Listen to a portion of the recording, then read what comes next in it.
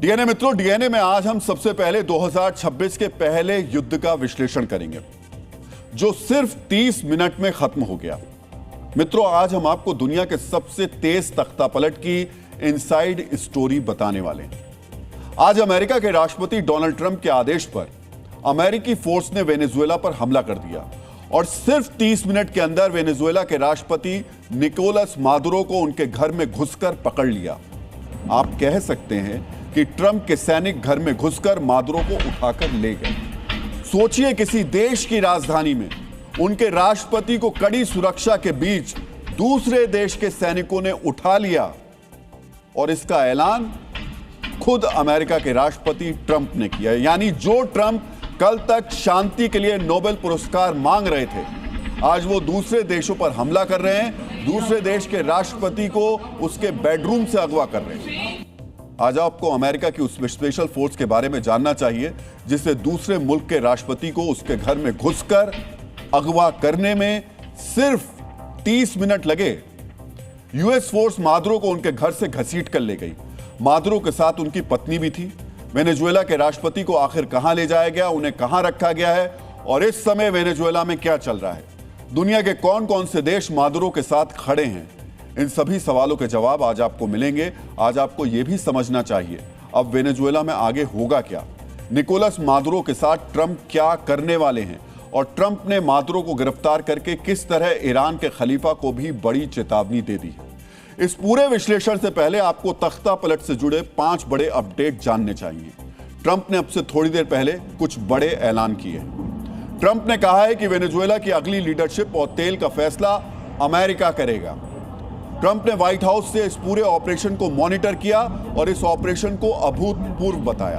Trump ने खुलासा किया कि उन्होंने मादुरो को 1 हफ्ते पहले आखिरी चेतावनी दी थी।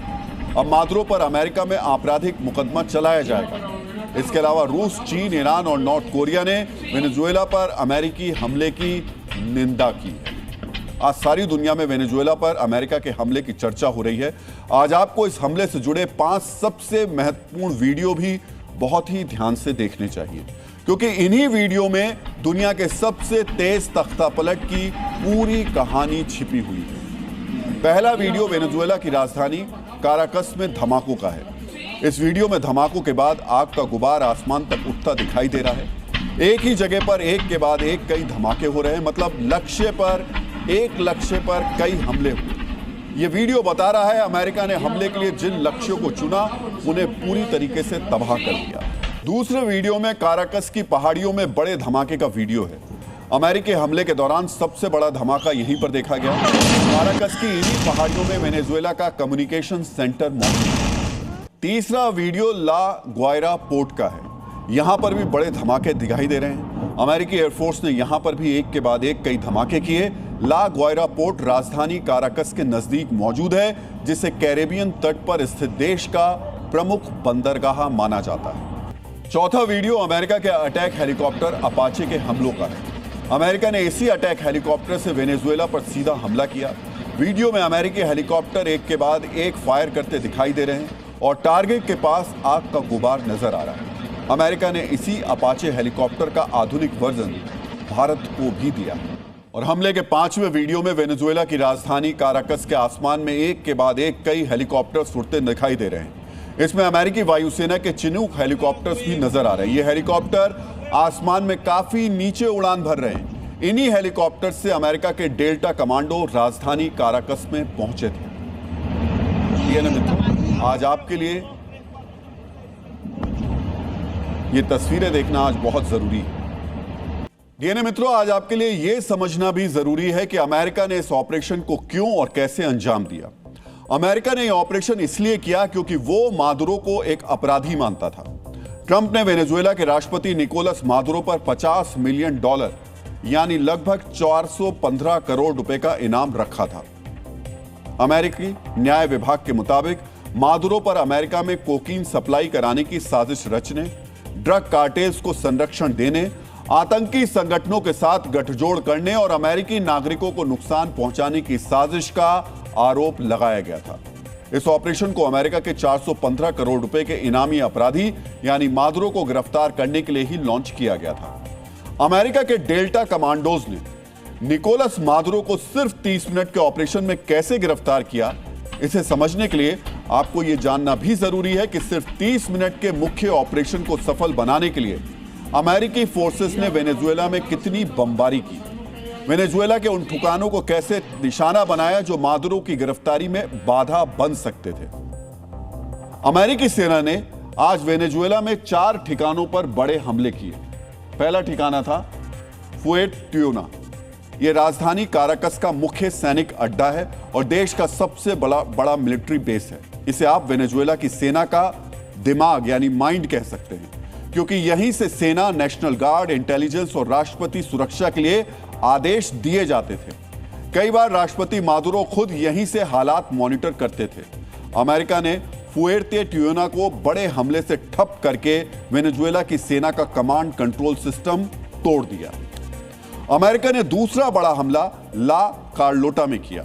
यह काराकस का मुख्य एयरबेस है, जिसका सैन्य और नागरिक दोनों उड़ानों के लिए इस्तेमाल किया जाता है। यानी यहीं से वेनेजुएला के सैन्य, लड़ाकू विमान और हेलीकॉप्टर्स उड़ान भरते थे। इसके अलावा वीआईपी और राष्ट्रपति की उड़ान के लिए भी इसका इस्तेमाल किया जाता था। अमेरिका ने इसे तबाह करके काराकस को एयर डिफेंस से वंचित कर दिया। इसके अलावा राष्ट्रपति मादुरो के भागने की संभावनाओं पर भी विराम लगा दिया। अमेरिका ने तीसरा बड़ा हमला एल वोल्कान में किया। यह काराकस की पहाड़ियों में स्थित कम्युनिकेशन सेंटर है। यहीं से वेनेजुएला की सेना, एयर डिफेंस, पुलिस और राष्ट्रपति सुरक्षा आपस में जुड़ते हैं। इसे तबाह करके अमेरिका ने वेनेजुएला की सेना को अंधा और बहरा कर दिया, जिससे अमेरिकी हमले का जवाब देने के लिए ना कोई आदेश मिला, ना फोर्सेस का समन्वय यानी कोऑर्डिनेशन हो पाया। भ्रम और अफरा तफरी के बीच मादुरो को अगवा कर लिया गया। अमेरिका ने चौथा बड़ा हमला ला ग्वायरा पोर्ट पर किया। यह कैरेबियन तट पर स्थित देश का प्रमुख बंदरगाह है। यह तेल निर्यात और सैन्य सप्लाई का मुख्य रास्ता है। इसे राजधानी के सबसे नजदीक का समुद्री द्वार कहा जाता है।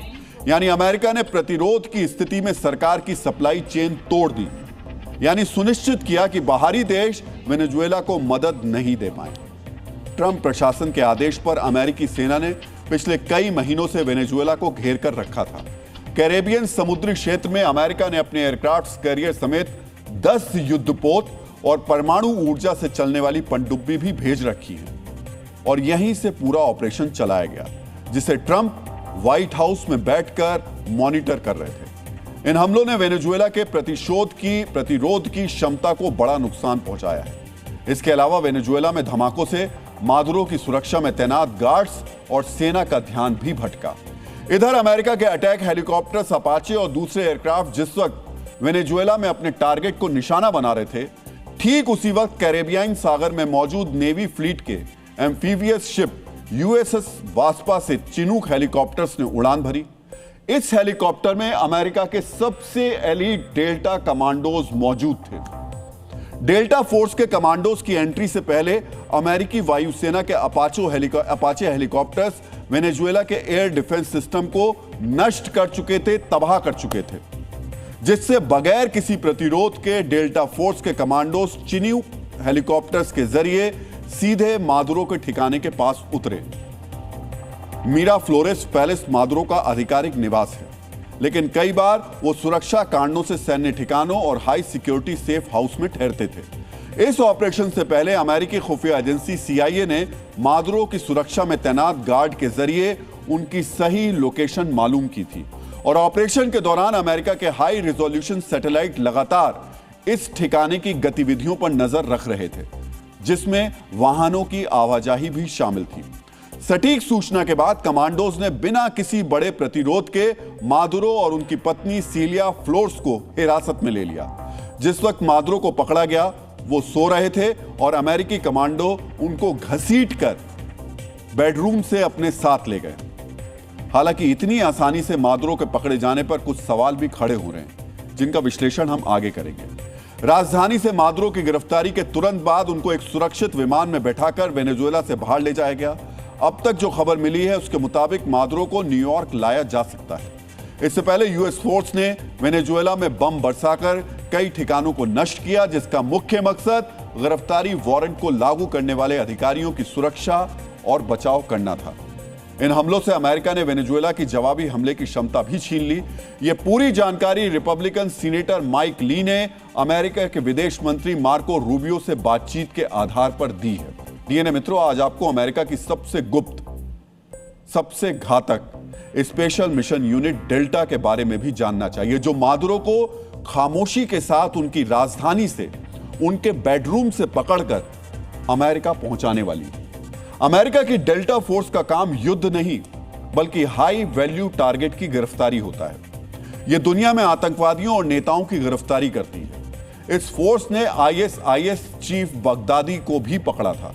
डेल्टा फोर्स सीधे अमेरिका के राष्ट्रपति के आदेश पर काम करती है, यानी इसे ट्रंप की पर्सनल फोर्स भी कहा जा सकता है। 10 से 15 साल का युद्ध अनुभव रखने वाले कमांडोज इस फोर्स का हिस्सा बनते हैं। ये चिनूक या फिर ब्लैक हॉक हेलीकॉप्टर से ऑपरेट करते हैं। इसकी चयन प्रक्रिया इतनी मुश्किल होती है कि सिर्फ 10% सैनिक ही इसे पास कर पाते हैं। एक डेल्टा कमांडो को एक प्लाटून जितना शक्तिशाली माना जाता है। सोचिए, एक कमांडो एक पूरी प्लाटून के बराबर होता है। इस ऑपरेशन में कुछ कमांडोज के घायल होने की भी खबर है, लेकिन किसी की मौत नहीं हुई है। इस ऑपरेशन से पहले दुनिया सोच भी नहीं सकती थी अमेरिका इस तरह मादुरो को उनकी राजधानी से, उनके घर से, उनके बेडरूम से उठाकर ले जाएंगे। और यही वजह है कि जब तक ट्रंप ने खुद इस बात की जानकारी नहीं दी, दुनिया को यकीन नहीं हुआ मादुरो के साथ ऐसा भी हो सकता है। ट्रंप ने खुद अमेरिकी सेना को मादुरो की गिरफ्तारी का आदेश दिया था और इस गिरफ्तारी के बाद ट्रंप ने ही सोशल मीडिया पर दुनिया को इसकी जानकारी देते हुए कहा कि संयुक्त राज्य अमेरिका ने वेनेजुएला और उसके नेता राष्ट्रपति निकोलस मादुरो के खिलाफ एक बड़े पैमाने पर सफल सैन्य कार्रवाई की है। इस कार्रवाई में राष्ट्रपति निकोलस मादुरो और उनकी पत्नी दोनों को गिरफ्तार कर देश से बाहर ले जाया गया है। यह ऑपरेशन अमेरिकी कानून प्रवर्तन एजेंसियों के सहयोग से अंजाम दिया गया। अब ट्रंप कह रहे हैं दुनिया का कोई देश ऐसा नहीं कर सकता जैसा ऑपरेशन अमेरिका ने किया है। लेकिन सवाल उठ रहे हैं, अब वेनेजुएला में होगा क्या? तो मादुरो की गिरफ्तारी के बाद वेनेजुएला में सरकार समझ नहीं पा रही कि आगे करना क्या है। वेनेजुएला के उपराष्ट्रपति ने अमेरिका से मादुरो के जिंदा होने का सबूत मांगा है और अटॉर्नी जनरल ने कहा है कि मादुरो की सुरक्षा की जिम्मेदारी अब अमेरिका की है। हालांकि मादुरो की गिरफ्तारी के बाद वेनेजुएला से जश्न मनाते हुए तस्वीरें भी सामने आई हैं। इस वीडियो में मादुरो का बड़ा पोस्टर उतारा जा रहा है और इसे देखकर वहां पर मौजूद लोग जश्न मना रहे हैं। लेकिन क्या पूरा वेनेजुएला ऐसा ही सोच रहा है? यह अभी नहीं कहा जा सकता, क्योंकि मादुरो की गिरफ्तारी के बावजूद अब तक सत्ता उनके समर्थकों के पास है। लेकिन इस ऑपरेशन के बाद ट्रंप के नए बयान ने वेनेजुएला के भविष्य की तस्वीर दिखा दी है। ट्रंप ने बताया कि अमेरिका वेनेजुएला की अगली नेतृत्व व्यवस्था पर फैसला ले रहा है। मतलब यह ऑपरेशन सिर्फ मादुरो की गिरफ्तारी तक सीमित नहीं है, बल्कि अमेरिका यह भी बताएगा कि वेनेजुएला अब कौन चलाएगा।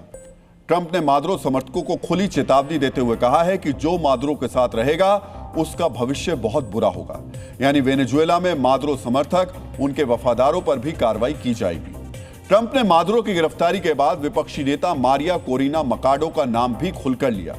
ट्रंप ने कहा कि वो मकाडो को लेकर विकल्पों पर विचार कर रहे हैं। मतलब ट्रंप जिस नोबेल पुरस्कार को हासिल करना चाह रहे थे उसे पाने वाली मकाडो अब विपक्षी नेता नहीं बल्कि अगली राष्ट्रपति भी हो सकती हैं। वेनेजुएला की आयरन लेडी कोरिना मचाडो देश में रहकर मादुरो का विरोध कर रही थी, लेकिन उनकी गिरफ्तारी के बाद कोरिना ने अब तक अपने पत्ते नहीं खोले। नोबेल पुरस्कार मिलने के बाद ट्रंप और अमेरिका की तारीफ कर चुकी कोरिना मचाडो फिलहाल अमेरिका के हमले पर कुछ भी बोलने को तैयार नहीं है। उन्होंने इस हमले पर कुछ भी बोलने से इनकार किया है। इसे जानबूझकर अपनाई गई रणनीतिक चुप्पी भी माना जा रहा है। यानी पहले अमेरिका मादुरो समर्थकों से डील करेगा, इसके बाद वेनेजुएला के विपक्ष को निर्देश दिए जा सकते हैं। फिलहाल अमेरिका में मादुरो पर आपराधिक मामला चलाया जाएगा और उनको अमेरिका के कानून के मुताबिक ही सजा दी जाएगी। इसका ऐलान भी ट्रंप प्रशासन कर चुका है। ट्रंप ने अपना मकसद हासिल कर लिया। वेनेजुएला से निकोलस मादुरो को सरेआम गिरफ्तार ट्रंप ने करके यह भी बता दिया कि आज भी दुनिया में अमेरिकी पावर का डंका बजता है। ट्रंप का मिशन पूरा हुआ, लेकिन एक सवाल छोड़ गया। सवाल यह कि आखिर अमेरिकी हमले का वेनेजुएला से प्रतिरोध क्यों नहीं हुआ? इस सवाल के उठने की वजह समझने के लिए आपको मादुरो के तख्तापलट से जुड़ी कुछ तस्वीरें बहुत ही ध्यान से देखनी चाहिए। अगर यह हमला भूटान या आयरलैंड जैसे किसी देश पर हुआ होता तो बात समझ में आ जाती। इन देशों के पास सेना तो है, लेकिन हवाई रक्षा प्रणाली यानी एयर डिफेंस सिस्टम नहीं है। वेनेजुएला के मामले में ऐसा नहीं है। वेनेजुएला का एयर डिफेंस सिस्टम किस स्तर का है, यह भी आपको गौर से देखना चाहिए। वेनेजुएला की सेना के पास दुनिया की उन्नत हवाई रक्षा प्रणालियों में से एक S-300 की 2 बटालियन यानी तकरीबन 12 लॉन्चर्स मौजूद हैं। इसके साथ साथ वेनेजुएला के पास 9 बक एयर डिफेंस सिस्टम भी मौजूद हैं। वेनेजुएला को रूस से 35 एयर डिफेंस सिस्टम भी मिले हैं। इसके साथ साथ छोटी दूरी पर विमानों या ड्रोन को टारगेट करने के लिए भी वेनेजुएला के पास एयर डिफेंस सिस्टम है। और रूस का जो सिस्टम मैंने आपको बताया उसका नाम पैंतीसीर है। ऐसा नहीं हो सकता कि वेनेजुएला की हवाई रक्षा की क्षमता का पता अमेरिकी सेना को नहीं रहा होगा। S-300 जैसे घातक एयर डिफेंस होने के बावजूद अमेरिकी हेलीकॉप्टर्स और अटैक जेट इतनी नीची ऊंचाई पर उड़ान भर रहे थे। यही वजह एक बड़ा सवाल खड़ा कर रही है। सवाल ये, क्या वेनेजुएला पर अमेरिकी हमला पहले से फिक्स किया गया था? क्या यह सहमति पहले से बना ली गई थी कि अमेरिकी हमले के दौरान वेनेजुएला की सेना की तरफ से कोई प्रतिरोध नहीं किया जाएगा? और क्या इसी सहमति या यूं कहें कि फिक्सिंग की वजह से अमेरिकी एयरफोर्स ने इतनी कम ऊंचाई पर पहुंचकर घातक हमलों को अंजाम दिया? जिस तरह बिना किसी प्रतिरोध के वेनेजुएला पर हमला किया गया और कुछ ही घंटों के अंदर ट्रंप के विरोधी निकोलस मादुरो को अगवा कर लिया गया, ये दोनों तथ्य पहले से फिक्सिंग के शक को और ज्यादा बल देते हैं। लेकिन बड़ी बात यह है कि अगर फिक्सिंग हुई तो ट्रंप से हाथ किसने मिलाया?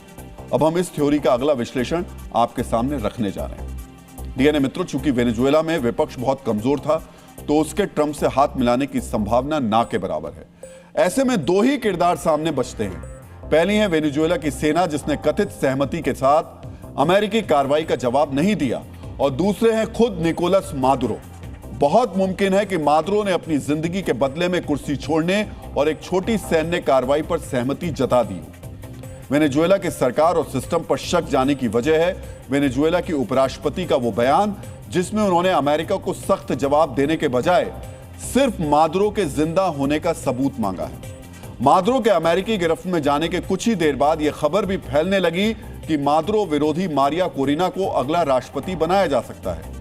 कुछ ही घंटे के अंदर बिना प्रतिरोध के हमला, एक देश के राष्ट्रपति को गिरफ्तार करना और नए राष्ट्रपति से जुड़ी अटकलें सामने आना। आप खुद इन बिंदुओं को जोड़िए और तय कीजिए ये फिक्सिंग नहीं तो फिर और क्या है। डीएनए मित्रों, निकोलस मादुरो का तख्ता पलट अगर एक फिक्सिंग है तो ये किसने की और किस मकसद से की? इस सवाल का जवाब आने वाले वक्त में मिल जाएगा। लेकिन अमेरिकी राष्ट्रपति ट्रंप के इस एक्शन ने उन देशों की साख पर बट्टा लगा दिया है जो मादुरो का साथ देने का दम भर रहे थे। चीन से लेकर रूस और ईरान जैसे देश लगातार कह रहे थे कि वो अमेरिका के खिलाफ मादुरो की मदद करेंगे। ईरान ने तो यह तक वादा कर दिया था कि वेनेजुएला को अमेरिका से बचाने के लिए हथियार भी सप्लाई किए जाएंगे। लेकिन अमेरिकी डेल्टा फोर्स आई, मादुरो को उठाकर ले गई और कोई कुछ नहीं कर पाया। मादुरो के इस अचानक हुए तख्तापलट से सबसे बड़ा झटका चीन को लगा है, क्योंकि पिछले कुछ वक्त से चीन ही वो देश है जो अमेरिका को चुनौती देने के लिए लैटिन अमेरिकी देशों में अपना प्रभाव बढ़ा रहा है। लेकिन ट्रंप के एक एक्शन ने चीन की पूरी बिसात को कैसे बिगाड़ दिया, ये भी हम आपको बताएंगे। लेकिन उससे पहले आपको वो झुंझुलाहट भरा बयान देखना चाहिए जो वेनेजुएला की घटनाओं पर चीन की तरफ से आया है। चीन के विदेश मंत्रालय ने कहा है कि वेनेजुएला में अमेरिका की अनैतिक दखल की हम आलोचना करते हैं। अमेरिका ने जो किया है उससे एक राजनीतिक और आर्थिक संकट पैदा हो गया है। हम दुनिया से अपील करते हैं कि वेनेजुएला की राजनीतिक और क्षेत्रीय संप्रभुता की सुरक्षा की जाए। यह कहना गलत नहीं होगा कि मादुरो के साथ ट्रंप ने जो किया उसने बीजिंग को ऐसे हालात में ला दिया कि वो मुंह दिखाने लायक नहीं रहा। इस वक्त अपने टीवी स्क्रीन पर जो तस्वीरें आप देख रहे हैं वो अमेरिकी हमले से 10 घंटे पहले की हैं, जब जिनपिंग के विशेष दूत और मादुरो की मुलाकात हुई थी। इस मुलाकात में जिनपिंग के राजदूत ने वेनेजुएला के साथ हुए 600 समझौतों को आगे बढ़ाने पर बातचीत की थी और मादुरो को सुरक्षा का भरोसा भी दिया था। लेकिन यह भरोसा धरा का धरा रह गया। ट्रंप ने अचानक हमला करके यह मैसेज दे दिया कि अमेरिका के पड़ोस में ट्रंप का ही दबदबा चलता है। वेनेजुएला से मादुरो का एग्जिट चीन को क्यों टेंशन देगा, अब हम आपको इससे जुड़ी जानकारी देने जा रहे हैं। डीएनए मित्रों, जब अमेरिका में ट्रंप राष्ट्रपति पद की शपथ ले रहे थे तब चीन और वेनेजुएला ने एक तेल प्रोजेक्ट में सहयोग पर सहमति जताई थी। इस प्रोजेक्ट का मकसद था वेनेजुएला के तेल उत्पादन को 5 गुना बढ़ाना और इसके लिए चीन ने 8,300 करोड़ रुपए का निवेश किया था। इसके साथ ही चीन से वेनेजुएला को सामरिक मदद भी मिलनी थी। सामरिक समझौतों के तहत चीन से वेनेजुएला को क्रेडिट पर फाइटर जेट और निगरानी करने वाले नौसैनिक जहाज भी मिलने थे। चीन का मकसद था वेनेजुएला के जरिए वो लैटिन अमेरिका तक अपनी सप्लाई चेन बढ़ाए, यानी वेनेजुएला के बंदरगाहों पर चीन का प्रभुत्व स्थापित हो जाए। इसके लिए चीन ने ला गुएरा बंदरगाह को विकसित करने का प्रस्ताव दिया था। इसी ला गुएरा बंदरगाह को भी ट्रंप के ऑर्डर पर हुई स्ट्राइक में तबाह कर दिया गया। यानी ट्रंप ने न सिर्फ अपने बयानों बल्कि अपने कदमों से भी यह बता दिया कि लैटिन अमेरिका में वो किसी भी प्रतिद्वंदी को पांव जमाने नहीं देंगे। ये तो बड़े बड़े देशों की बात हुई। अब हम आपको वेनेजुएला के उन पड़ोसी देशों के बारे में बताने जा रहे हैं जिनके अंदर ट्रंप का डर बैठ गया है। ये दो देश हैं, कोलंबिया और क्यूबा। दोनों ही अमेरिका के पारंपरिक प्रतिद्वंदी रहे हैं और ट्रंप से तनातनी के दौरान दोनों ही देशों ने मादुरो का साथ देने का दावा किया था। मदद तो कर नहीं पाए, लेकिन उन्हें यह पता चल गया कि अगर ट्रंप के शिकंजे से वेनेजुएला नहीं बच पाया तो उनका वक्त आने में देर नहीं लगेगी। इसी वजह से कोलंबिया ने वेनेजुएला से लगती सरहद पर हाई अलर्ट जारी कर सेना की तैनाती बढ़ा दी। दूसरी तरफ क्यूबा ने संयुक्त राष्ट्र से अपील की है वो जल्द से जल्द दखल देकर इस संकट का समाधान निकाले। डीएनए मित्रों, हिंदी की एक कहावत है, 100 सुनार की एक लोहार की। आज ट्रंप इस कहावत पे लोहार की भूमिका में नजर आ रहे हैं। चीन सालों से अपनी पैठ बढ़ाने की कोशिश कर रहा था। ईरान का मकसद था कि अमेरिका की सरहदों पर एक सामरिक चुनौती पैदा की जाए। क्यूबा और कोलंबिया एक ऐसा गठबंधन बनाना चाहते थे जो ट्रंप को आगे बढ़ने से रोक पाए, लेकिन हुआ क्या? ट्रंप ने आधे दिन के अंदर इन सभी मंसूबों पर पानी फेर दिया और एक सख्त चेतावनी जारी कर दी कि जो ट्रंप के सामने आएगा वो बच नहीं पाएगा। अब तक मादुरो की गिरफ्तारी ही की गई है, जबकि वेनेजुएला में अमेरिका की कठपुतली सरकार आएगी तो इस पूरे क्षेत्र का सामरिक और आर्थिक समीकरण 360 डिग्री घूम जाएगा। डीएनए मित्रों, ऐसा लग रहा है जैसे ट्रंप 2025 का बदला 2026 में ले रहे हैं। पिछले साल वो सीजफायर के सरपंच बनकर घूम रहे थे, लेकिन नोबेल शांति पुरस्कार नहीं मिलने की निराशा ने शायद उन्हें इस साल हमलावर बना दिया है। उनका पहला शिकार बने हैं वेनेजुएला के राष्ट्रपति मादुरो और कहा जा रहा है कि अब बारी खलीफा की है। वेनेजुएला में सबसे तेज तख्ता पलट के बाद अब अमेरिका के अगले दुश्मन का जिक्र बार बार हो रहा है। सवाल पूछे जा रहे हैं, क्या मादुरो के बाद अब अगली बारी ईरान के खलीफा खामनेई की है? क्या मादुरो के बाद खामनेई का तख्ता पलट होगा? क्या खामनेई को भी अमेरिकी मादुरो की तरह उठाकर ले जाएगा? क्या इस बार खलीफा का सत्ता से हटना तय है? डीएनए मित्रों, पिछले 2 दिन के अंदर अमेरिका और ईरान के बीच तनाव अपने चरम पर पहुंच गया है। ट्रंप ने ईरान के प्रदर्शनकारियों के पक्ष में खुलकर पोस्ट किया तो ईरान ने भी पलटवार किया। दोनों देशों के बीच इसी जुबानी जंग की वजह से वास्तविक जंग की आशंका जताई जा रही है। लेकिन क्या मादुरो की तरह खामनेई को भी सत्ता से हटाना आसान साबित होगा या फिर अमेरिका संभल कर कदम बढ़ाएगा? ईरान में खलीफा का तख्ता पलट करने के लिए ट्रंप सीधा हमला करेंगे या ईरान की जनता से ही तख्ता पलट कराएंगे? इन सवालों के विश्लेषण से पहले आपको आज के दिन वेनेजुएला पर हुए हमले का ईरान कनेक्शन भी पता होना चाहिए। आज यानी 3 जनवरी को अमेरिका ने वेनेजुएला पर हमला किया। आज से ठीक 6 साल पहले यानी 3 जनवरी 2020 को अमेरिका ने खामनेई के करीबी जनरल कासिम सुलेमानी को मार गिराया था। अमेरिकी ड्रोन हमले में कासिम सुलेमानी मारा गया था।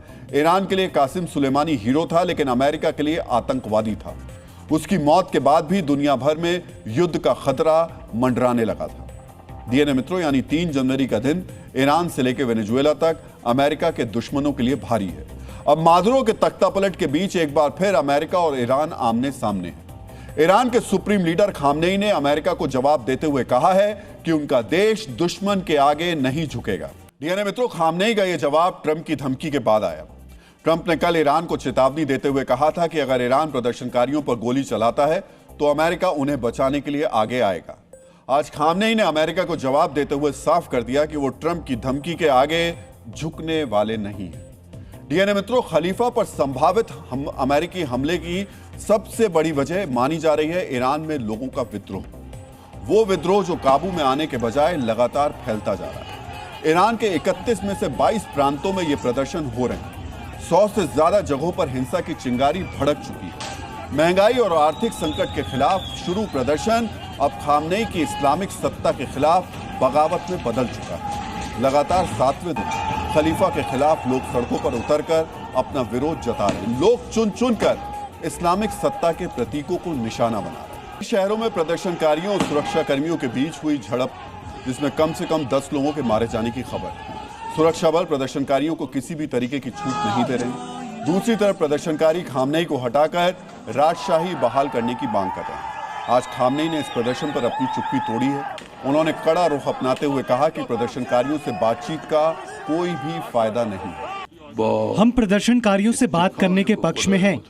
अधिकारियों को उनसे बात करनी चाहिए, लेकिन दंगाइयों से बात करने का कोई फायदा नहीं है। दंगाइयों को उनकी सही जगह पर पहुंचाना चाहिए। सुना आपने, ट्रंप जिन लोगों को शांतिपूर्ण प्रदर्शनकारी बता रहे हैं वो खामनेई की नजर में दंगाई हैं। खामनेई के मुताबिक अमेरिका और इजराइल के इशारे पर उनके खिलाफ प्रदर्शन हो रहे हैं। उन्होंने ये भी कहा कि प्रदर्शन की आड़ में कुछ लोग ईरान और इस्लाम के खिलाफ नारे लगा रहे हैं, यानी उन्होंने इस प्रदर्शन को इस्लाम विरोधी बताकर तोड़ने की कोशिश की है। खामनेई का यह कड़ा रुख बताता है कि वो इस प्रदर्शन के आगे झुकने वाले नहीं हैं। वो इसके लिए साफ तौर पर अमेरिका और इजराइल को जिम्मेदार बता रहे हैं। इसका अगला कदम यह होगा कि खामनेई बंदूक के दम पर इस प्रदर्शन को खत्म करने की अब कोशिश करेंगे। लेकिन खामनेई का बयान ईरान की सरकार के भीतर विरोधाभास को भी दिखाता है। खामनेई प्रदर्शनकारियों को अमेरिका और इजराइल का एजेंट बता रहे हैं, उन्हें दंगाई बता रहे हैं। उधर ईरान के राष्ट्रपति ने कल ही प्रदर्शन के लिए सरकार की गलती बताई थी। उनके मुताबिक मौजूदा हालात के लिए अमेरिका नहीं बल्कि ईरान की सरकार जिम्मेदार है। ईरान के भीतर फैले इसी कंफ्यूजन का अमेरिका फायदा उठाना चाहता है। ईरान के निर्वासित क्राउन प्रिंस रजा पहलवी ने ईरान के प्रदर्शनकारियों का साथ देने के लिए ट्रंप का धन्यवाद भी किया है। रजा पहलवी ने कहा कि ट्रंप की चेतावनी ईरानी लोगों को ताकत और उम्मीद देती है और यह दिखाती है कि अमेरिका का राष्ट्रपति उनके साथ मजबूती से खड़ा है। रजा के मुताबिक ट्रंप के मजबूत नेतृत्व और समर्थन से ईरान में सरकार विरोधी प्रदर्शनकारियों का हौसला और बढ़ा है। डीएनए मित्रों, ट्रंप की पहली कोशिश ईरान में फैले असंतोष के जरिए खामनेई की सत्ता उखाड़ने की होगी। सरकार के कड़े रुख के बावजूद जिस तरह से लोगों का गुस्सा फैल रहा है, उससे ट्रंप की उम्मीद कायम है। अगर खामनेई जल्द इस प्रदर्शन को काबू नहीं कर पाए तो उनके लिए मुसीबत बढ़ेगी। जहां तक खामनेई के खिलाफ मादुरो जैसे ऑपरेशन की बात है, तो उसके लिए आपको वेनेजुएला और ईरान के बीच का अंतर समझना चाहिए। डीएनए मित्रों, सैन्य ताकत के मामले में वेनेजुएला कमजोर देश है, जबकि ईरान बहुत ही मजबूत देश है। दूरी के हिसाब से देखें तो वेनेजुएला अमेरिका के पास है, वहां सेना भेजना आसान है, जबकि ईरान अमेरिका से 10,000 किलोमीटर से ज्यादा दूर है। वेनेजुएला का कोई ऐसा सहयोगी देश नहीं है जो उसके साथ लड़ने के लिए तैयार हो, जबकि ईरान के पास रूस और चीन जैसे सहयोगी देश हैं। वेनेजुएला के पास परमाणु बम नहीं है, जबकि ईरान परमाणु बम बनाने के बहुत ही करीब है। वेनेजुएला के पास लड़ाई का अनुभव नहीं है, जबकि ईरान पिछले 40 साल में कई युद्ध लड़ चुका है। वेनेजुएला और ईरान के इस अंतर को देखते हुए ट्रंप ईरान में अपनी डेल्टा फोर्स भेजने से परहेज करेंगे। लेकिन अगर ईरान ने अपने प्रदर्शनकारियों से बहुत ज्यादा सख्ती की तो अमेरिका को अपने वादे के मुताबिक युद्ध के लिए उतरना होगा। इससे ईरान के खिलाफ अमेरिका के युद्ध का दायरा बढ़ सकता है।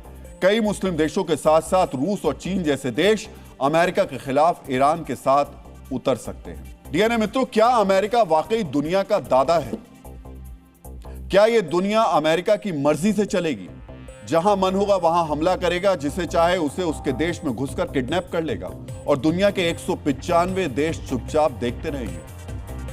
अमेरिका एक ऐसा देश है जिसे दूसरे देश के तानाशाह पसंद नहीं आते, और अगर दुनिया में सब कुछ यूएस ही तय करेगा तो फिर यूएन क्या करेगा?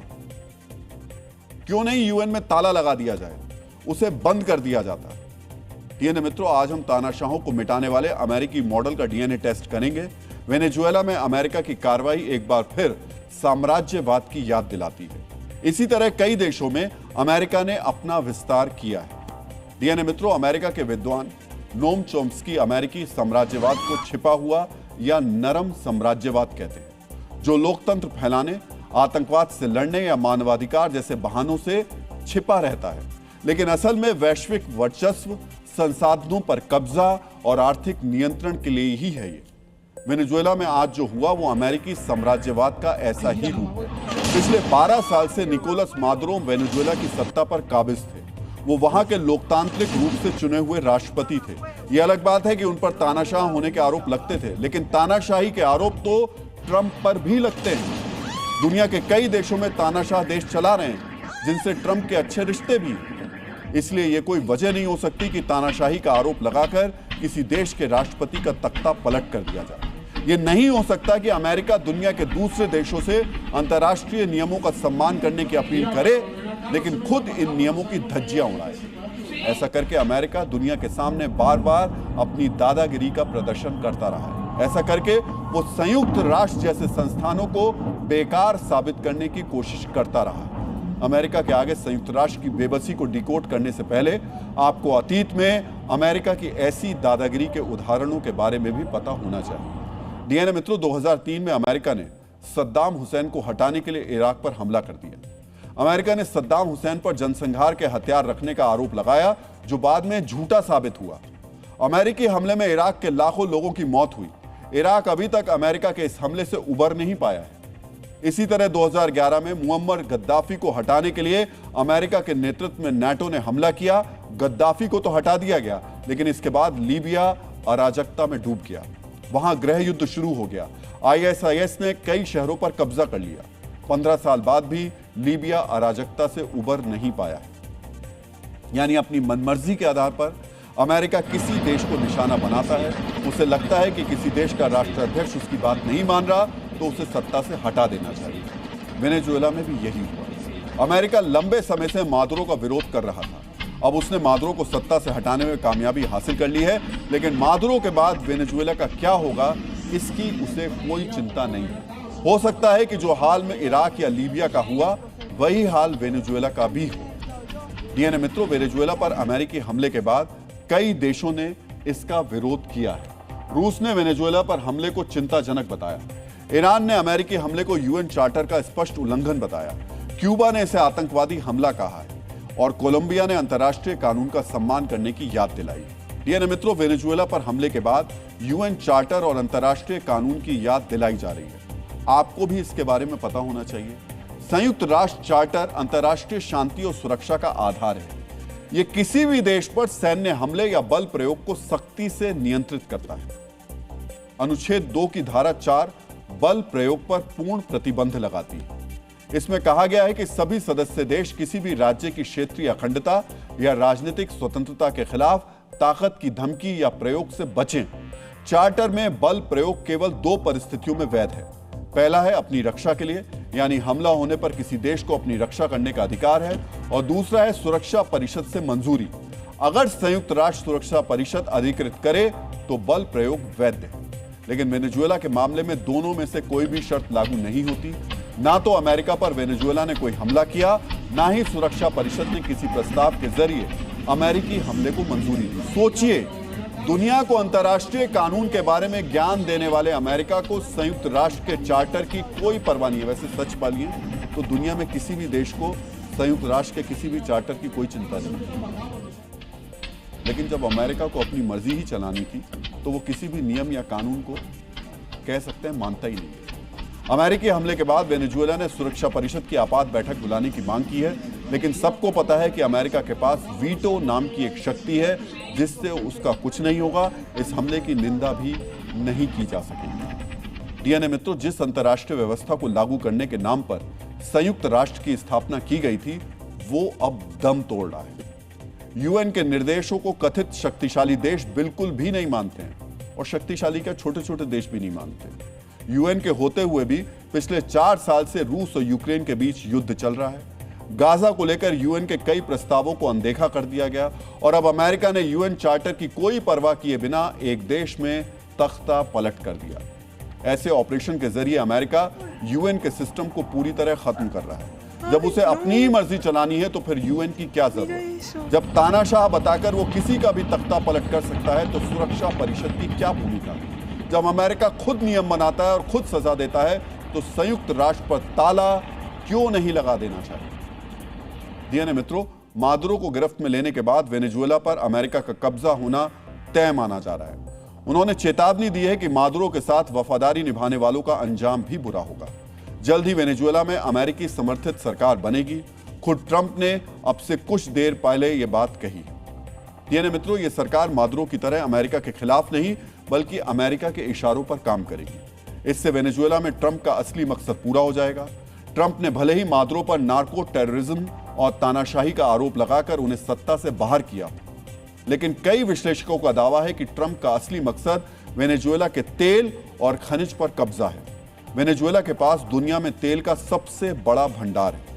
उसके पास 303 अरब बैरल तेल है, जो सऊदी अरब से भी ज्यादा है। अमेरिकी तेल कंपनियां 70 के दशक तक वेनेजुएला में बहुत ज्यादा सक्रिय थी, लेकिन मादुरो के गुरु ह्यूगो चावेज के सत्ता में आने के बाद अमेरिकी तेल कंपनियों को बाहर जाना पड़ा।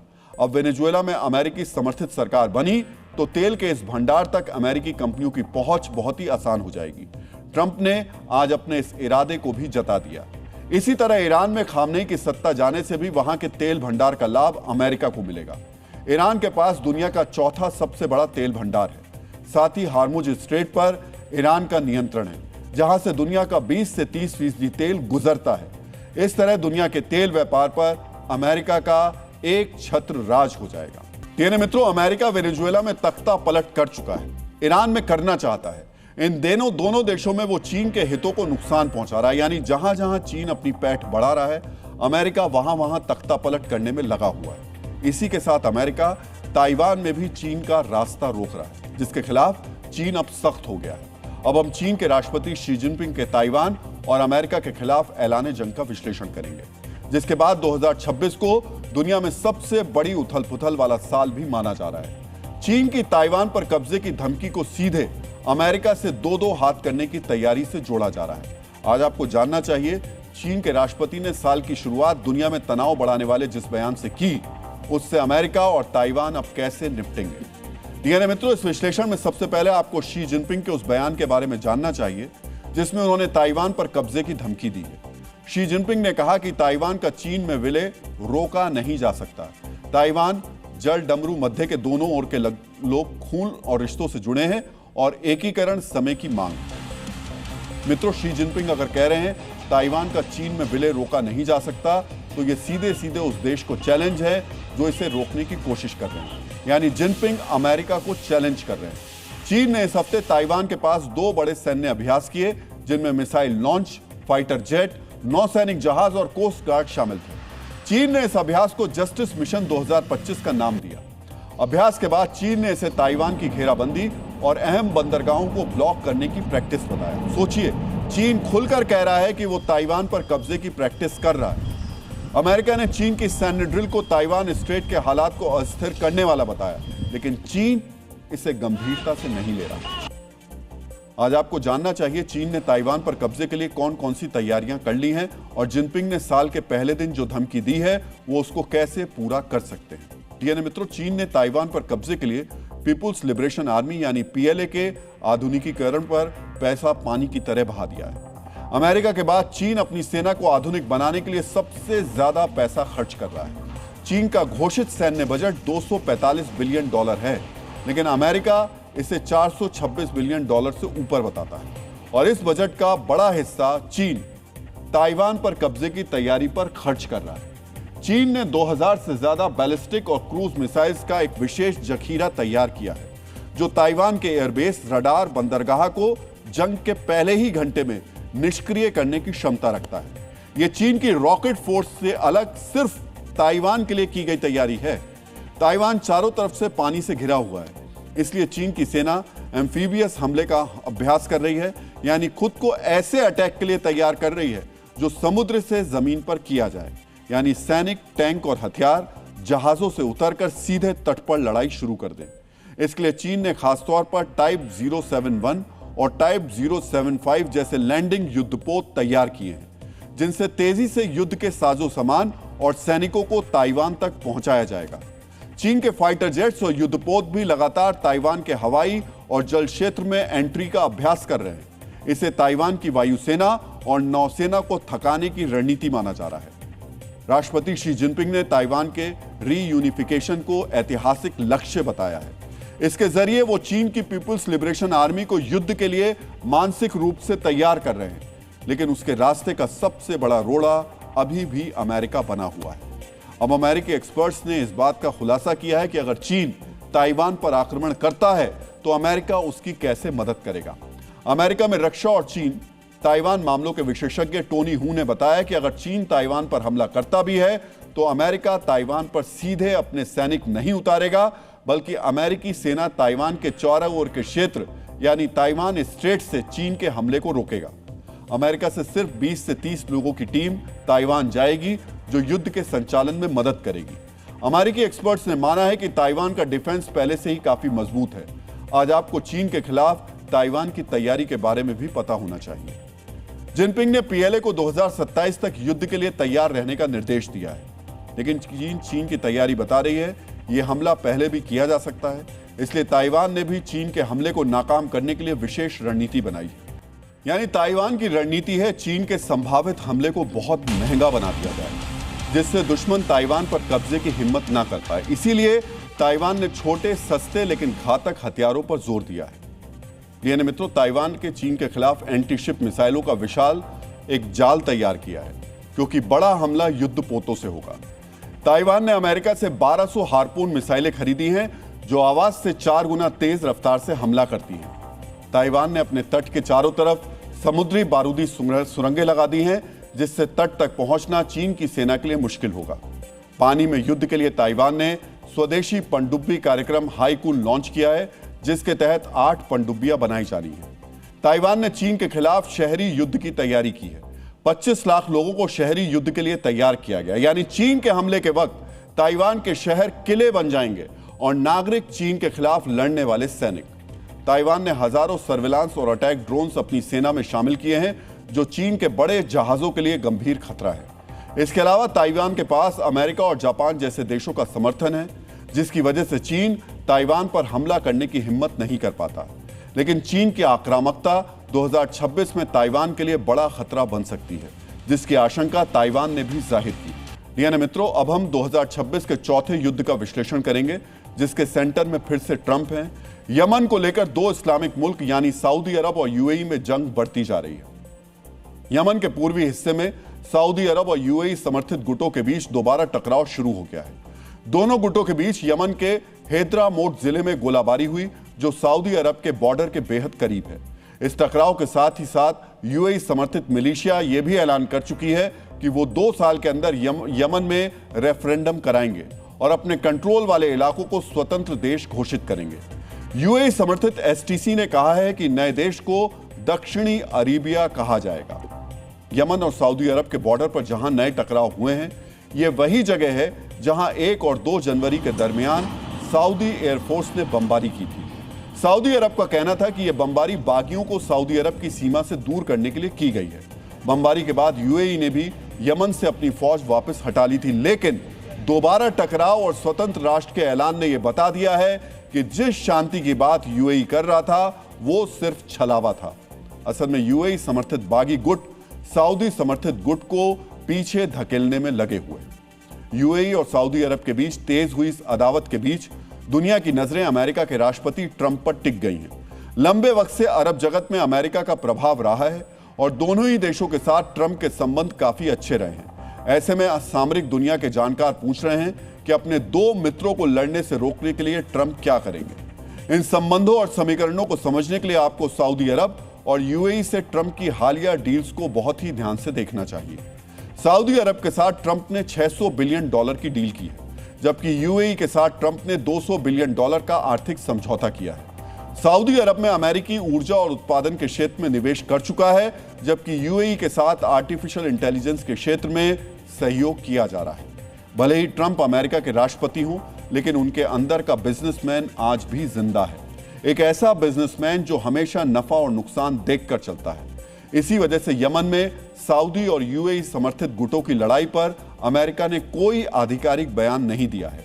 ट्रंप इस वक्त वेट एंड वॉच की नीति अपना रहे हैं और जितना वक्त बीतता जा रहा है वो हालात को ट्रंप की तरफ झुका रहा है। हम ऐसा क्यों कह रहे हैं, ये समझने के लिए आपको इस टकराव में ट्रंप को खुश करने की कोशिशों को भी समझना होगा। तो इस टकराव के बाद से ही सऊदी अरब के प्रतिनिधि वॉशिंगटन में मौजूद हैं और वो ट्रंप के करीबियों को लगातार लामबंद कर रहे हैं ताकि ट्रंप की सरपरस्ती हासिल हो सके। दूसरी तरफ यूएई समर्थित गुट ने कह दिया है कि वो अब्राहम अकॉर्ड का हिस्सा बनेंगे। इसका मतलब है कि एक और इस्लामिक पक्ष ट्रंप के दोस्त इजराइल को मान्यता देगा। अगर ऐसा हुआ तब भी दुनिया की राजनीति में ट्रंप का कद कई गुना बढ़ जाएगा।